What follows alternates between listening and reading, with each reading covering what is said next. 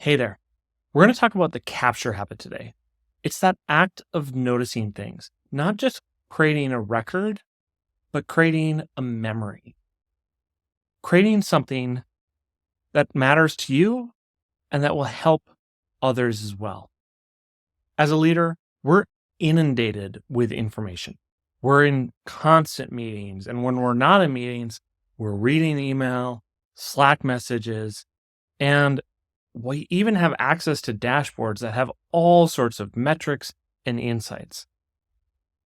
We have a lot of information, but how do you turn all that information into clear thinking? The kind of thinking you associate with writing. Writers take notes. All writers take notes.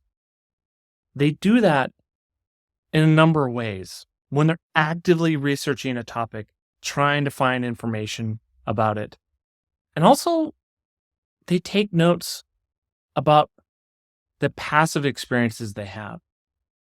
Passive research is about building your awareness of the facts and also the tensions where things are working and not working. David Perell is this online writing guru, and he has this phrase, your capture habit is a rebellion against the entropy of memory. I have no idea if he made up that line, but it speaks to the fact that your ideas are fleeting.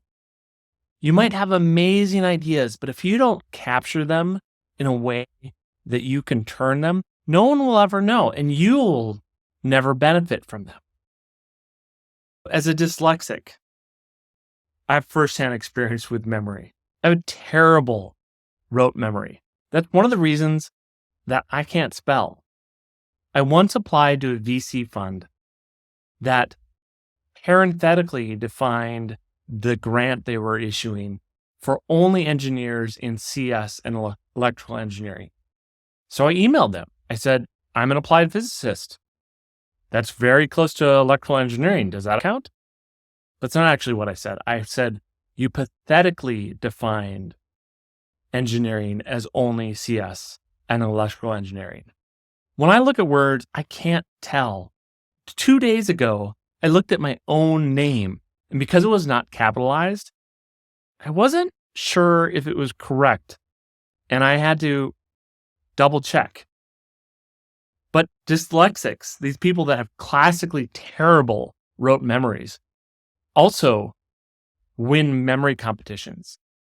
Dominic O'Brien won the world memory competition a record 8 times. And Kevin Horsley, who, by the way, wrote this fantastic book, Unlimited Memory, I highly recommend it, set the record for the Everest of memory tests. Here's how that test worked. He memorized the first 10,000 digits of pi, and then they would simply give him 5 numbers, and he would repeat back the following 5 numbers and the 5 numbers before that number 50 times. Not only could he do that, but he did it 14 minutes faster than anyone else had ever done it in the past.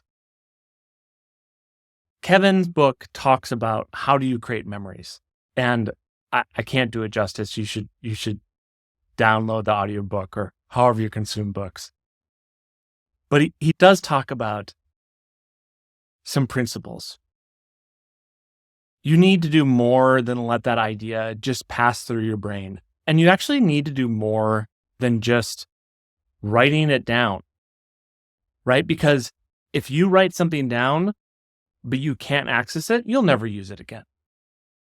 If you engage his C principles, if you engage your senses, imagine a picture, talk, hear, feel, touch, if you exaggerate and then put it in motion, like imagine where it might go, you're way better off to embed that memory and use it again in your active life.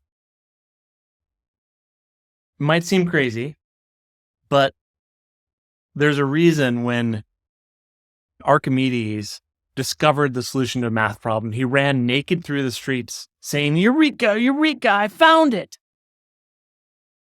He wanted to act on it before he forgot it. It's also journaling. Everyone's got challenges, different situations. People that journal through them encode the information and find new solutions. So why would you use a tool like ours and not just use our tool? I mean, not just hear about it or try it, but like use it multiple times. It's because talking things out doesn't just fight the entropy of memory.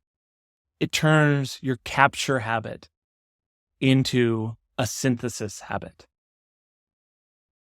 If you talk things out, you'll get the recording and the transcript, but you'll also get another version.